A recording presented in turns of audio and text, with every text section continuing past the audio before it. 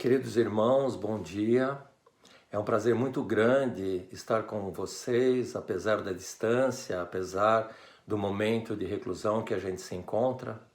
Mas eu gostaria de saudar a todos vocês com a graça e a paz do nosso Senhor Jesus Cristo. Nesse momento eu gostaria de compartilhar com vocês uma pequena meditação, um estudo sobre a primeira palavra proferida por Jesus na cruz. Encontra-se em Lucas, capítulo 23, o versículo 32. Contudo, Jesus dizia: Pai, perdoa-lhes porque não sabem o que fazem. Então, repartindo as vestes dele, lançaram sorte.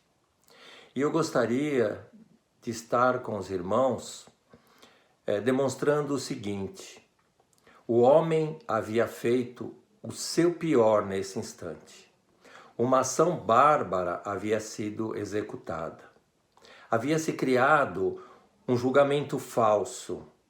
Os juízes não conseguiram encontrar falta para esse homem. Mas quem era este homem? Era uma pessoa que tinha um ministério, tinha um exemplo, e a partir deste momento, as suas mãos não poderiam mais ministrar as curas. Os seus pés não poderiam levá-lo às tarefas de misericórdia. Ele não mais se ocuparia em instruir os seus apóstolos. Mas um ponto interessante, da mesma maneira que ele começou o seu ministério, ele conclui, e ele fez isso através da oração. E em Lucas 3, 21, a gente encontra: e aconteceu que ao ser todo o povo batizado, também foi Jesus. E estando ele a orar, o céu se abriu. E eu gostaria, nesse momento, queridos, de compartilhar alguns pontos interessantes, alguns significados que esta palavra Pai, perdoa-lhes representa. Uma mensagem de oração e uma forma de oração. Primeiro ponto, nós vemos aqui o cumprimento de uma profecia que encontra-se em Isaías 53. E nesse texto, o profeta ele enumera ao menos 10 coisas sobre a humilhação e o sofrimento de Jesus. Ele foi desprezado, foi rejeitado pelos homens, foi um homem de dores e que conhecia o que era sofrer. Devia ser ferido, moído, castigado, ser levado ao matadouro, permanecer mudo diante dos seus tosqueadores, sofrer nas mãos dos homens e também ser contado com os seus transgressores, mas também fazer intercessão por esses mesmos transgressores. Pai, perdoa-lhes. O segundo ponto que eu gostaria de partilhar com os irmãos é vermos Jesus Cristo sendo identificado com o seu povo. Pai, perdoa-lhes. Em nenhum momento do seu ministério essa palavra foi proferida, porque até este momento ele mesmo havia perdoado. Em Mateus 9, 2, a gente encontra a cura de um paralítico, onde ele coloca: Filho, tem bom ânimo, perdoados estão os seus pecados. Em Lucas 7,48, a mulher que lavou os seus pés com lágrimas na casa de Simão, e ele diz: os teus pecados estão perdoados. Então, por que neste momento de angústia ele mesmo não proferiu estas palavras? Ele poderia muito bem ter usado a prerrogativa de autoridade divina que ele tinha, como a gente encontra em Marcos 2, 7. Quem pode perdoar senão Deus? Ou em Mateus 9, 6, ele conhece os pensamentos dos escribas e ele comenta o seguinte: ora, para que saibais que o Filho do Homem tem sobre a terra autoridade para perdoar os pecados. Mas neste momento, meus queridos, ele não estava mais sobre a terra. Ele havia sido levantado da terra, como está em João 12:32. E quando for levantado da terra, atrairei para mim os mesmos. Ele não estava mais num lugar de autoridade. Ele havia tomado agora uma posição de suplicante. E o encontramos absolutamente identificado com o seu povo, intercedendo pelos seus pecados, até aqueles pecados que são ocultos, aqueles que são cometidos por ignorância, como encontramos no Salmo 19:12. Quem há de discernir as próprias faltas, absolve-me das que me são ocultas. Então o Senhor nesse instante nos ensina o quão é alto o seu padrão com relação ao pecado e quão grande é a nossa necessidade. Devemos louvá-lo por uma expiação suficiente e infinita, que nos limpa de todo o pecado. Vemos também a cegueira do coração humano. Eles não sabiam o que estavam fazendo? Eles eram ignorantes ao fato da crucificação? Sabiam que tinham clamado, crucifica-o, crucifica-o. Sabiam que ele estava sendo pregado na cruz. Então, por que não sabem o que fazem? Eles não sabiam que era Jesus, o Filho da Glória, que estava sendo crucificado. A ênfase neste ponto não é porque não sabiam, mas porque não sabem o porquê fazem. Eles conheciam as profecias desde o Antigo Testamento, eles conseguiriam identificá-lo muito facilmente porque o seu ensino era singular. E em João 7,46 a gente encontra: e nenhum homem havia falado como ele. Ele não agradou a si mesmo, vivia de fazer o bem, estava sempre à disposição dos outros. E o último ponto que eu gostaria de ressaltar com os irmãos é vermos aqui o triunfo do amor redentor do nosso Senhor. O versículo começa: contudo o homem havia feito o seu pior. Contudo, o coração do homem foi demonstrado a sua maior maldade. Contudo, as mãos ímpias ousavam crucificar o Senhor. Com tudo isso, ele poderia, com o poder da palavra, da sua palavra, da sua ira, ter lançado raios, aberto a terra e tê-los consumido. Contudo, não o fez. Embora sujeito à vergonha indizível, contudo sofrendo a dor inimaginável, desprezado, rejeitado, odiado, ele clamou: Pai, perdoa-lhes. Isso era o triunfo do amor redentor de Cristo, como nós encontramos em 1 Coríntios 13. O amor é paciente, é benigno, tudo sofre e tudo suporta. E dessa maneira ele demonstra na cruz o seu infinito amor. Que o Senhor nos abençoe. Amém.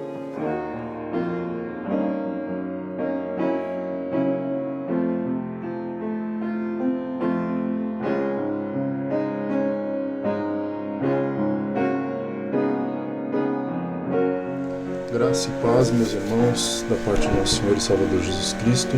E é em torno do nome dele realmente que nos reunimos novamente para relembrar aquele momento tão sublime e tão glorioso que foi a sua morte e crucificação. Um momento de salvação, um momento de dor, um momento de angústia, mas um momento de redenção.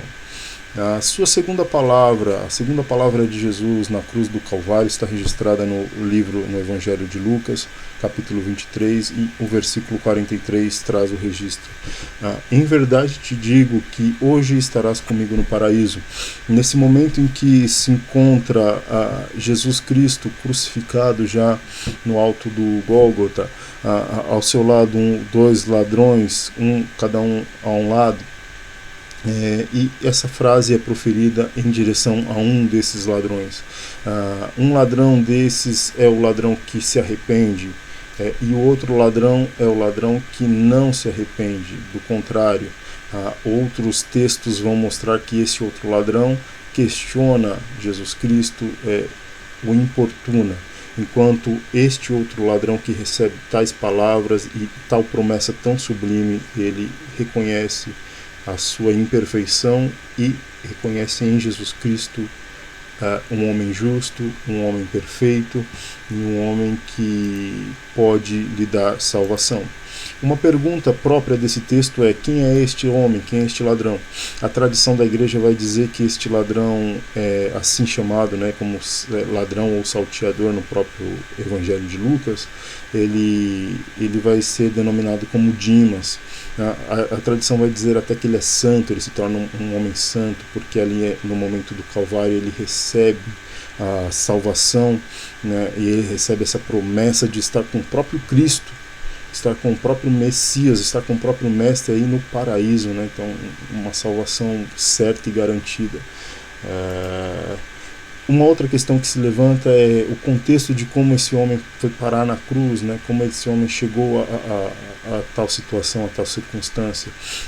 Uma das hipóteses documentais para isso é de que esse homem fazia parte de um bando de ladrões, um bando de assassinos, nesse caso chefiado por Barrabás. Então, provavelmente, se a gente for por essa análise, a configuração do Calvário ela foi totalmente revertida, totalmente alterada pela presença do nosso Senhor Jesus Cristo. Porque Barrabás, esse nome tão pomposo, e tão complexo, que traz ali dois caráteres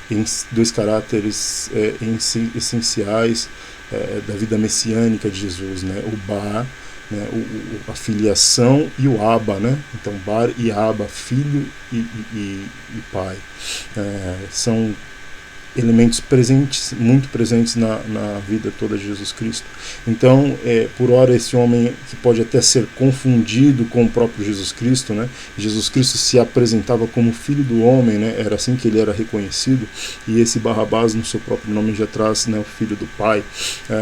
A multidão escolhe Barrabás, e essa é uma passagem conhecidíssima, não precisamos falar dela aqui, mas então tudo nos leva a crer que Jesus Cristo foi salvador primeiramente de Barrabás, de forma física, pontual, específica. Jesus salvou a vida daquele homem e o salvou fisicamente. Aquele homem seria crucificado e Jesus Cristo foi no seu lugar. O que faria, claro, todo o cenário da crucificação ser totalmente ao contrário. Barrabás estaria no meio e todo o seu grupo, ou aqueles dois ladrões que faziam parte do seu grupo, aqueles dois salteadores, estariam com ele. Mas Jesus Cristo toma o lugar, ele toma o lugar de Barrabás, ele se coloca à frente e à disposição, ele salva aquele homem. E depois ali no Calvário ele ainda salva um dos ladrões que faziam parte daquele grupo. E essa é uma linha muito interessante da gente pensar esse texto. Uma outra coisa e uma outra questão muito interessante é que a gente não sabe de fato muito sobre a vida desse personagem, desse ladrão, mas quantas crises será que ele já passou na vida dele?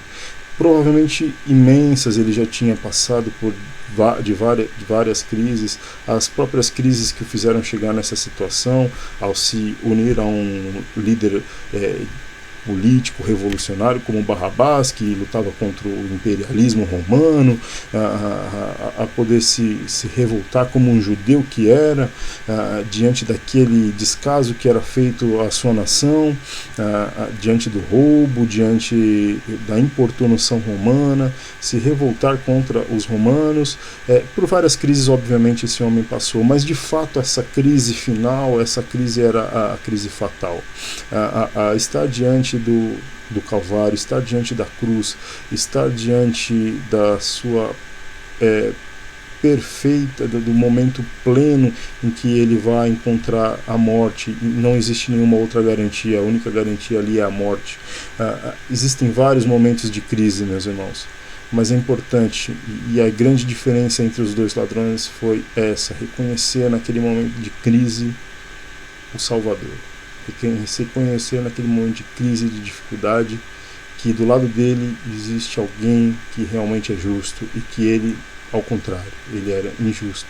Reconhecer seus pecados e se colocar diante das mãos desse Salvador maravilhoso que é o nosso Senhor Jesus Cristo. Então, essa é uma demonstração, uma mostra de coragem, de vivacidade, de uma fé diferenciada, de uma fé verdadeira, de uma fé que não está procurando por nenhum benefício específico em si, mas de uma fé dada, uma fé que vê naquele homem que está ali no meio, um homem surrado, um homem que acabou de passar por uma via crucis terrível, um homem que foi vilipendiado, que foi torturado, mas reconhecer nele um justo, reconhecer nele o Salvador, Jesus Cristo. Quantos de nós pode dizer que tem essa mesma fé? Num momento de dificuldade terrível, tremenda, de crise absurda, você reconhecer que aquele homem que está do seu lado, que do contrário, não está em boas condições, ele está na mesma condição que você, ele está passando pela crise, pela dificuldade junto com você, ele está indo para o mesmo caminho que você, mas você reconhecer nele a salvação. Isso é uma coisa complexa que mexe com o nosso coração, com o nosso interior, mexe com os nossos conceitos, né? É uma fé muito eficaz. Diante disso, a palavra de Jesus Cristo se reafirma. A sua palavra, a sua segunda palavra na cruz é a palavra de perdão, é a palavra de salvação. Não importa o momento, meu irmão, não importa a dificuldade e a situação, Jesus Cristo sempre está para nos perdoar e nos salvar a todo instante. Que nossa fé seja reanimada, reavivada neste momento, que nós possamos meditar melhor nas nossas casas, possamos meditar nessa passagem maravilhosa e o Senhor fale aos nossos corações por meio de todas as palavras dele, a sua pregação, o seu púlpito a partir do Calvário. Em nome de Jesus Cristo. Amém. Que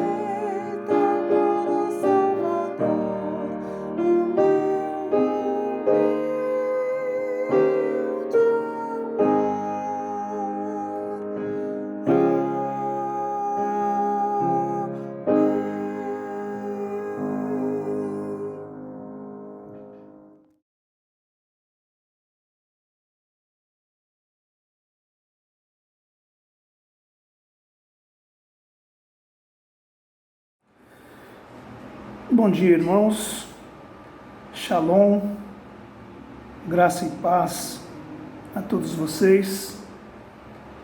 Mais uma Páscoa, um momento diferente, mas com certeza com grande alegria. A palavra que foi me colocada, irmãos, para refletirmos rapidamente, ela se encontra no Evangelho de João, capítulo 19, os versículos 26 e 27, e diz assim: Vendo Jesus sua mãe e junto a ela o discípulo amado, disse: Mulher, eis aí teu filho. Depois disse ao discípulo: Eis aí tua mãe. Dessa hora em diante, o discípulo a tomou para casa. Irmãos, a Páscoa em si é um grande momento de amor. A Páscoa, ela somente ocorreu devido ao grande amor de Deus para conosco. Nós sabemos que Deus enviou seu Filho Jesus Cristo para que morresse no nosso lugar. E se nós estamos aqui hoje, foi por esse sacrifício maravilhoso, prova do grande amor de Deus para conosco. E se você perceber, irmãos, todas as 7 palavras que Jesus pronunciou na cruz, antes de morrer, estão diretamente ou indiretamente ligadas ao sentimento de amor. E essa palavra que Jesus disse à mulher, no caso a sua mãe, e ao discípulo, no caso o filho, mostra muito, irmãos, a questão do amor. Em Mateus 22, de 37 a 39, diz assim: Respondeu-lhe Jesus: Amarás o Senhor teu Deus de todo o teu coração, de toda a tua alma e de todo o teu entendimento. Este é o grande e primeiro mandamento. O segundo, semelhante a este, é: amarás o teu próximo como a ti mesmo. Irmãos, Deus nos ama e Ele espera que nós amemos o nosso próximo como Ele nos ama. Como Ele nos ama. Nós amamos a Deus quando nós o obedecemos, quando nós fazemos a vontade de Deus, quando nós somos instrumentos de Deus. E se nós queremos ser instrumentos de Deus, irmãos, nós temos que amar o nosso próximo. Não somente amar o nosso próximo com palavras, mas amar com atitudes.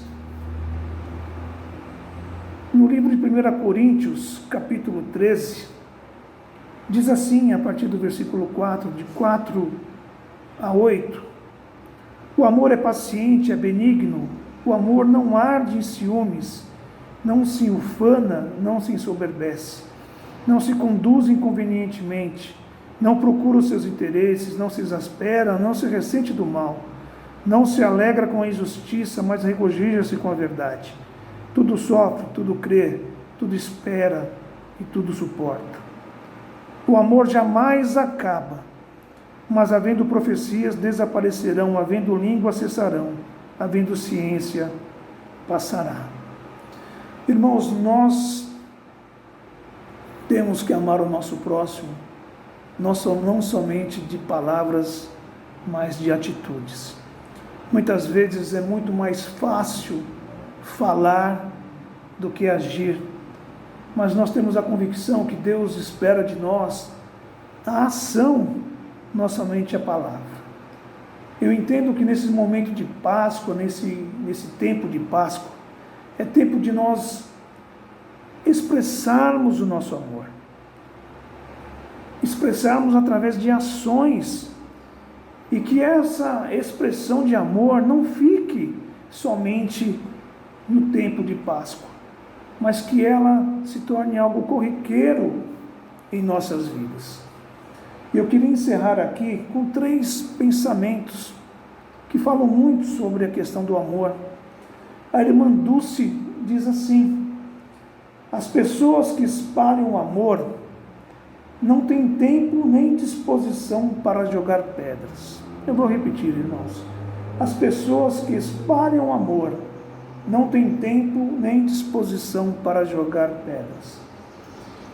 Antoine de Saint-Exupéry é um pensador francês. Ele diz assim: o verdadeiro amor nunca se desgasta. Quanto mais se dá, mais se tem. Eu vou repetir, irmãos. O verdadeiro amor nunca se desgasta. Quanto mais se dá, mais se tem. E eu gostaria de terminar com o pensamento de Martin Luther King, que diz assim: o amor é a única força capaz de transformar um inimigo em amigo. Vou repetir. O amor é a única força capaz de transformar um inimigo em amigo.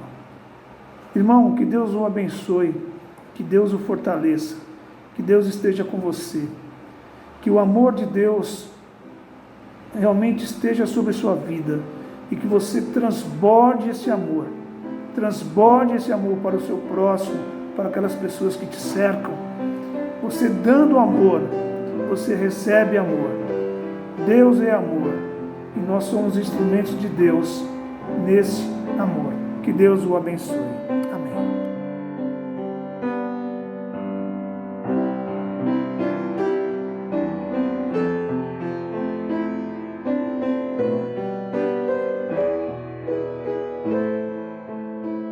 Eu quero cumprimentar a amada igreja na graça e na paz do nosso Senhor Jesus Cristo. Amém? Prosseguindo na nossa meditação desta noite, nós vamos falar sobre a 4ª palavra. O Evangelho de Jesus Cristo, segundo o evangelista Mateus, em seu capítulo 27, versos 46, diz: por volta da hora 9, clamou Jesus em alta voz, dizendo: Eli, Eli, lama sabactani, o que quer dizer: Deus meu, por que me desamparaste? Irmãos, cada palavra expressa por Cristo na cruz revela uma verdade gloriosa. Jesus fez da cruz a mais importante tribuna da história. Foi exatamente na hora 9, que significa 15 horas ou 3 horas da tarde, que Jesus morreu. A partir daqui, da 4ª palavra, Jesus está falando e proferindo o momento final. Esta é a palavra do desamparo. O grito de abandono de Jesus foi um cumprimento ao Salmo 22, versículo 1. Mas também foi muito mais. Na verdade, esse grito refletiu a profundidade da angústia de Jesus quando ele enfrentou a agonia de ser separado do Pai.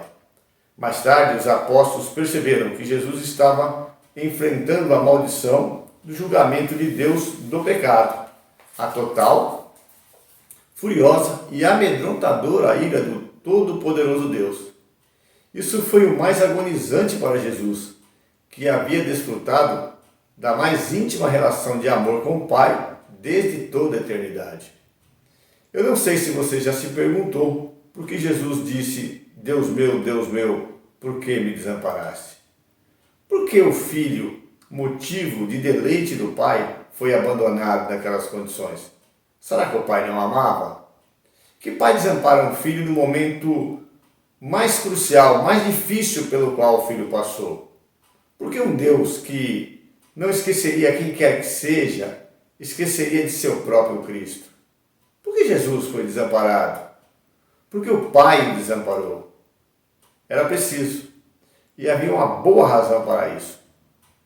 E aqui é importante entender, irmãos, que na verdade este é o ponto-chave do que se chama a morte expiatória de Cristo.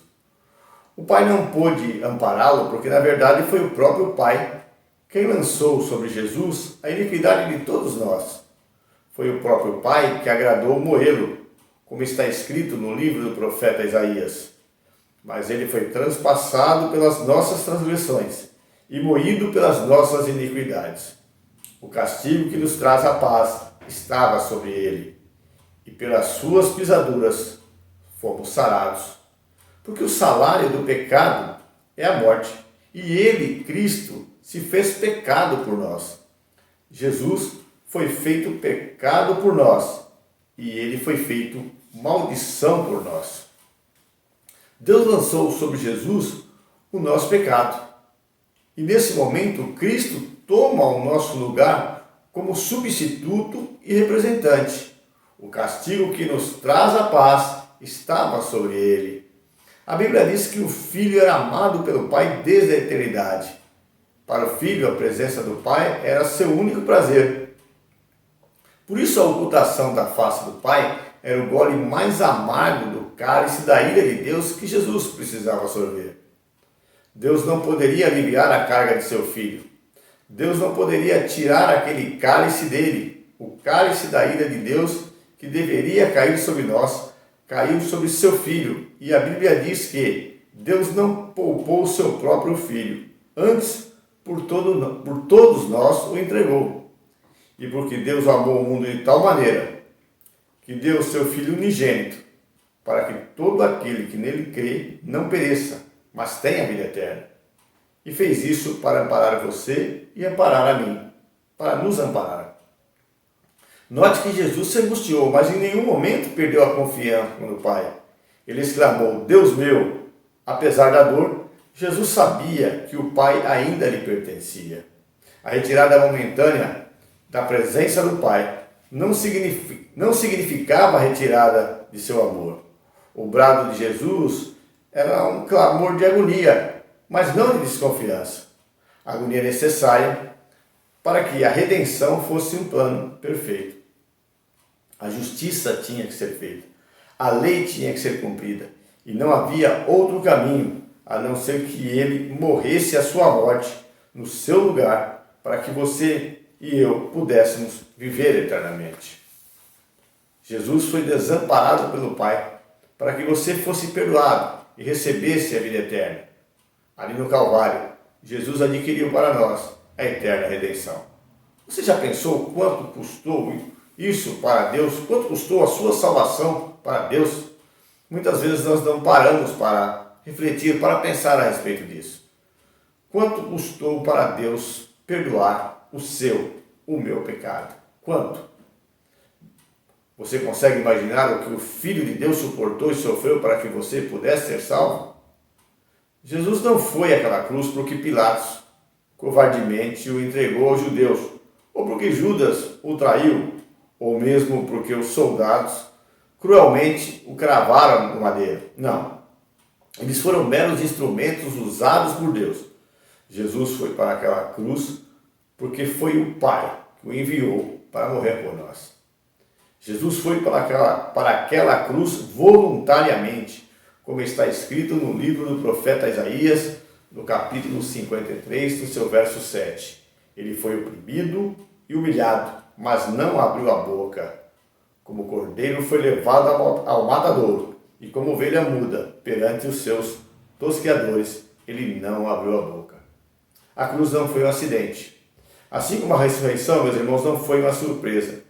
Tudo fazia parte de um plano maior de Deus, e os planos de Deus não podem ser frustrados. A cruz não é um símbolo de fracasso, mas de vitória. Jesus não caminhou para a cruz como um prisioneiro impotente, mas rumou para ela como um rei caminha para a sua coroação. O desamparo de Cristo foi um preço altíssimo que Deus pagou ao ver seu Filho morrendo no seu e no meu lugar, sem qualquer amparo, porque o nosso pecado estava sobre ele. Com seu sangue, ele pagou a nossa dívida. Com sua morte, ele nos trouxe vida. Ele cumpriu sua missão de ser o nosso resgatador. E pela cruz, ele abriu para nós um novo e vivo caminho para Deus. Aleluia! Louvado seja o nome do Senhor.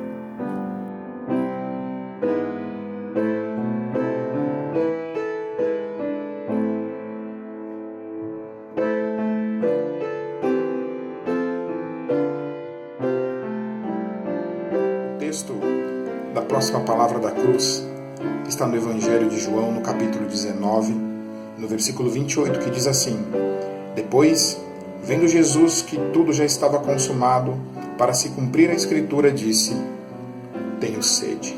Tenho sede. É a palavra que nós iremos tratar aqui. Jesus Cristo agora passa o foco, ele volta a sua atenção para o seu sofrimento, para o seu próprio sofrimento.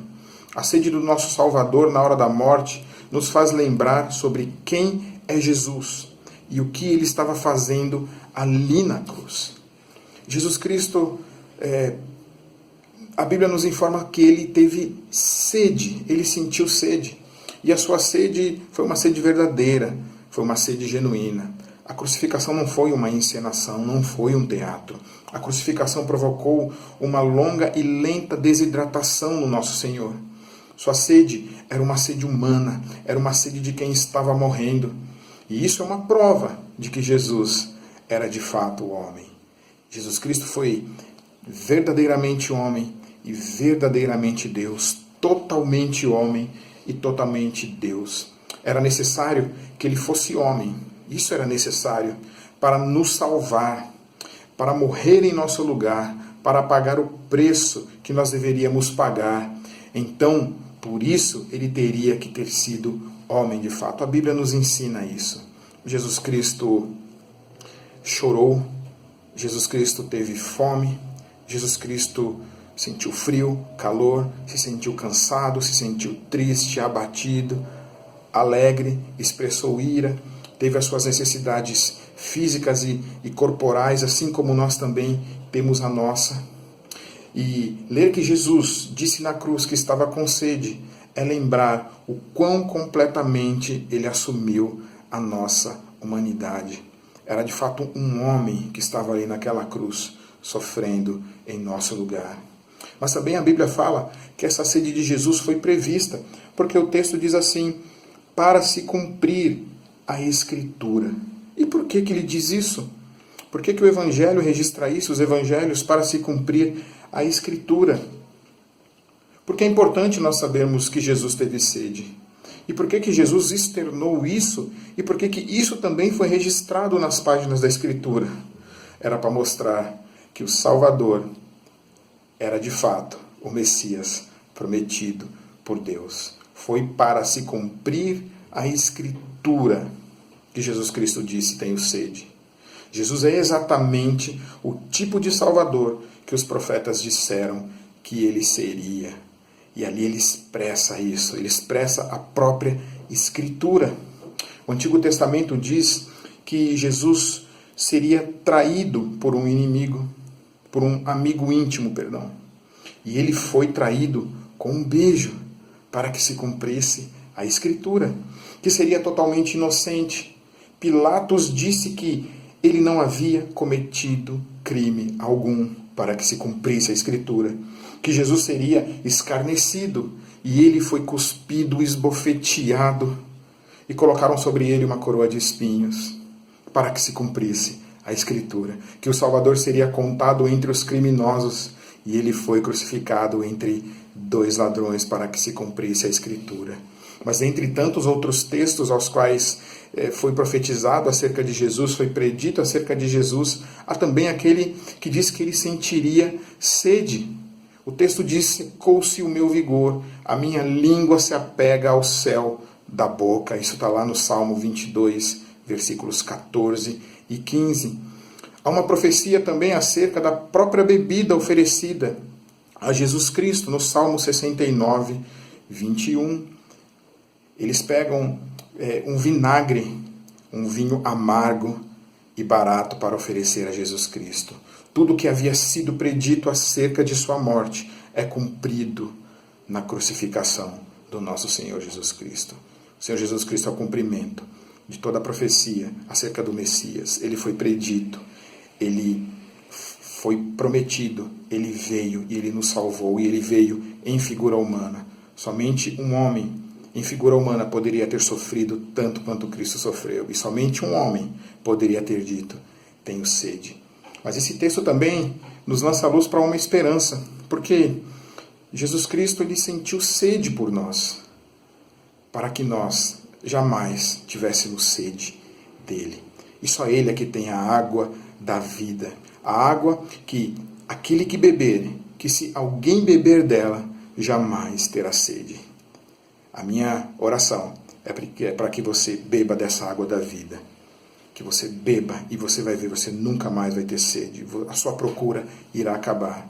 Os homens procuram tantas coisas, têm sede de tantas coisas, se encharcam com tantas coisas, seja dinheiro, seja trabalho, seja poder, seja sexo, seja tantas outras coisas que procuram, e a sede nunca acaba. Sabe por quê? Porque só Jesus tem a água de que se alguém beber, jamais terá sede. Deus nos abençoe.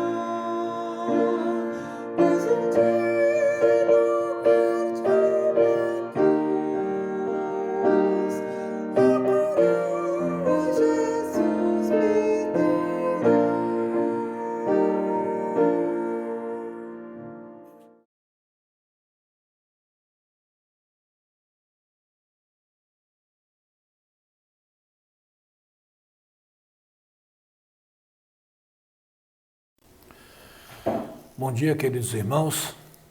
Continuando a leitura no Evangelho de João, capítulo 19, vamos estar lendo agora os versículos 29 e 30.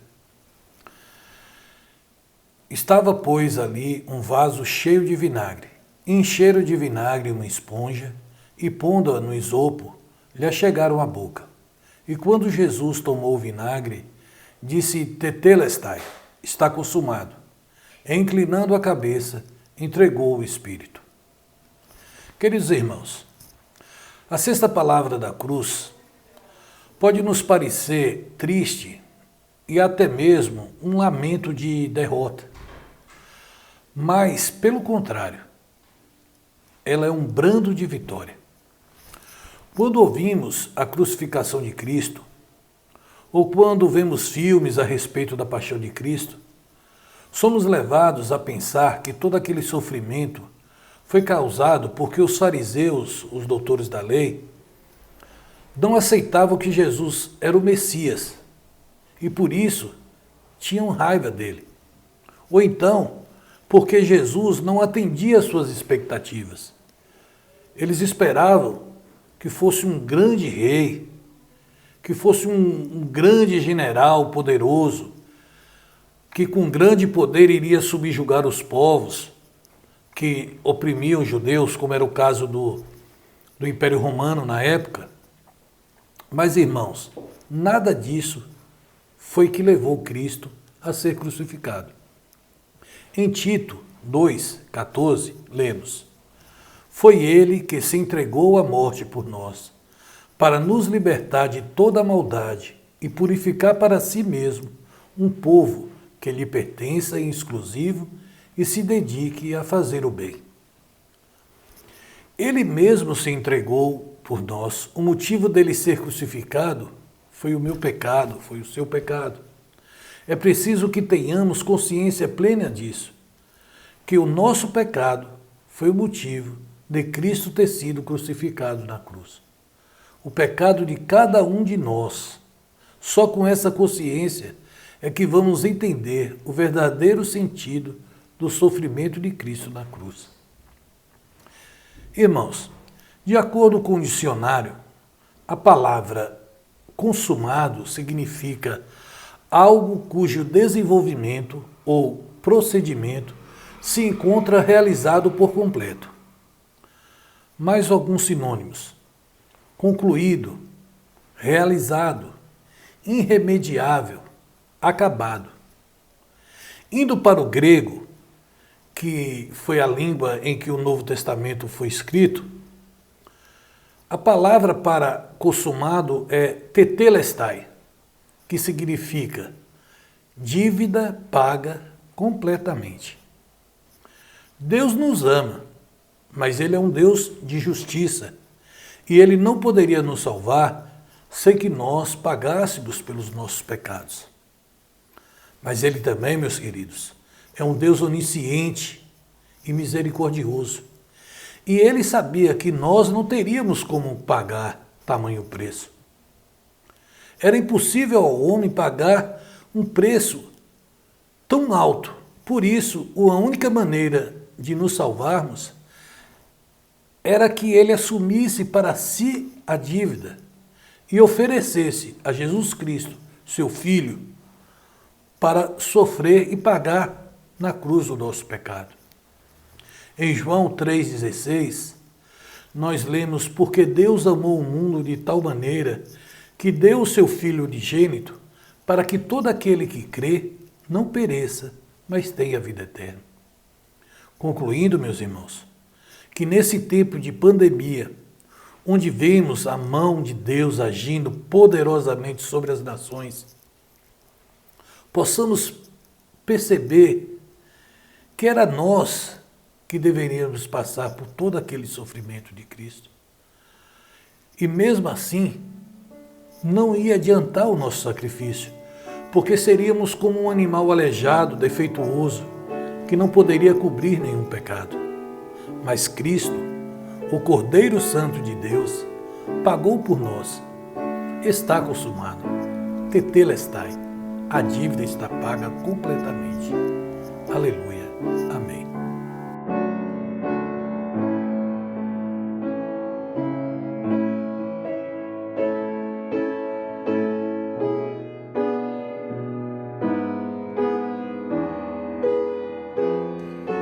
A sétima e última palavra de nosso Senhor Jesus Cristo na cruz está registrada no Evangelho de Lucas, no capítulo 23, no versículo de número 46, que diz o seguinte: então Jesus clamou em alta voz: Pai, nas tuas mãos entrego o meu espírito. E dito isto, expirou. Esse texto nos ensina algumas coisas com relação ao Senhor Jesus Cristo e com relação a questões últimas e sentidos últimos da vida. primeiro dele é que Jesus Cristo não perdeu o controle da situação em momento nenhum, nem na cruz do Calvário. Embora ali ele estivesse exausto, cansado, embora ali ele estivesse sofrendo, padecendo dores, não foi um momento fácil, estivesse ali se desidratando, vendo as suas forças se esvaírem. Jesus Cristo ali estava morrendo, mas quando ele se dirige ao seu Pai entregando o seu Espírito, o nosso texto aqui diz que ele clamou em alta voz. O outro evangelho nos diz que com grande voz ele falou. Isso demonstra que Jesus Cristo deliberadamente e voluntariamente entrega o seu Espírito ao seu Pai. Ele não foi a morte necessariamente que fez com que ele entregasse seu Espírito, e nem os seus sofrimentos, mas ele mesmo, vendo tudo se cumprido, tudo consumado, agora ele entrega o seu Espírito nas mãos do seu Pai. O Senhor Jesus Cristo sempre teve todas as coisas sob controle. O mar da Galileia não foi problema para Jesus. Quando seus discípulos estão no barco e ele está lá dormindo, ele não perdeu o controle. Muito pelo contrário, ele dá ordens ao vento, ele dá ordens ao mar, e tudo se acalma e se faz grande bonança. Ele não perdeu o controle também quando no Getsêmani os soldados foram a mando dos sacerdotes para prendê-lo. Ele pergunta: a quem buscais?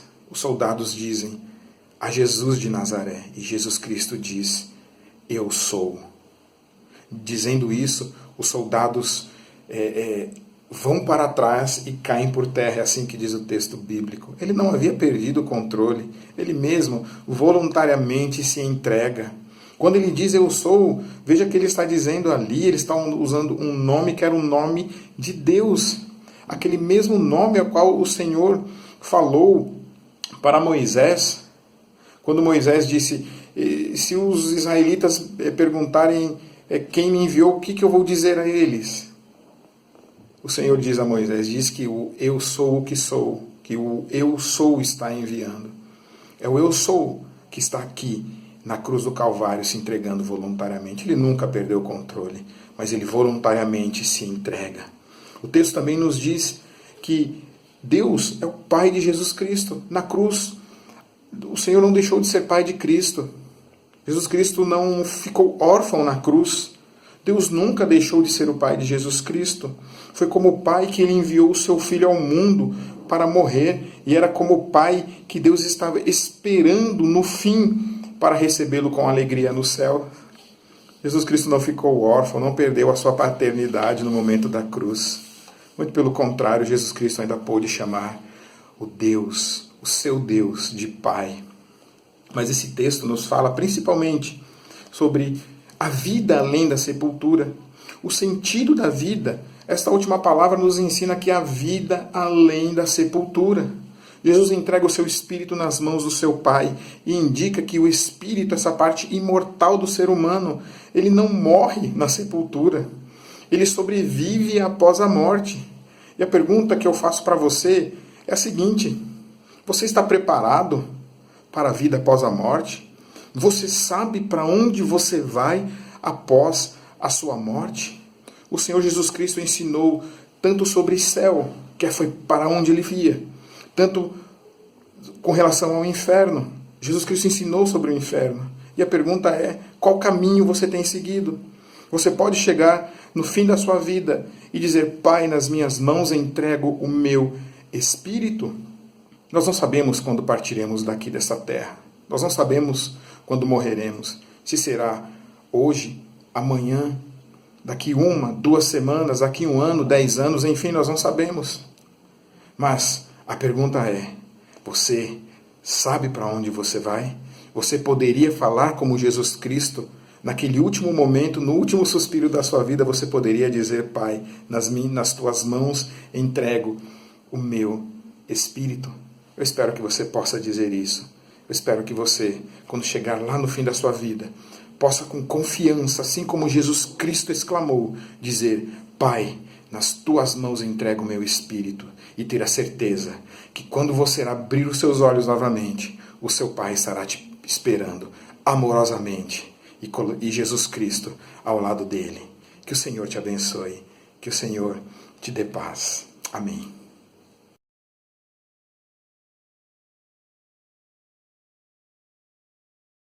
Bem-aventurado é o que está firmado em tua casa, aqueles que te louvam, cujo coração está no nosso Deus. Bem-aventurado é o que tem sede da justiça de Deus, aqueles que são filhos da luz, cuja força vem do nosso Deus. Que o teu reino venha sobre nós, queremos tua glória sobre nós. Ouve, ó Deus, nossa oração, Altíssimo. Sara esta nação, é o clamor da igreja que te adora. Ouve, ó Deus, nossa oração, Altíssimo. Sara esta nação, é o clamor da igreja que te adora.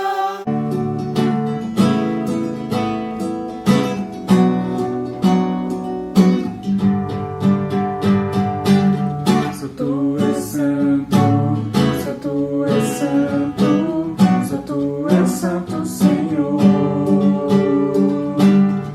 Só tu és santo, só tu és santo, só tu és santo, Senhor. Só tu és santo, só tu és santo, só tu és santo, Senhor. Só tu és santo, só tu és santo, só tu és santo, Senhor. Ouve, ó Deus, Nossa oração, Altíssimo.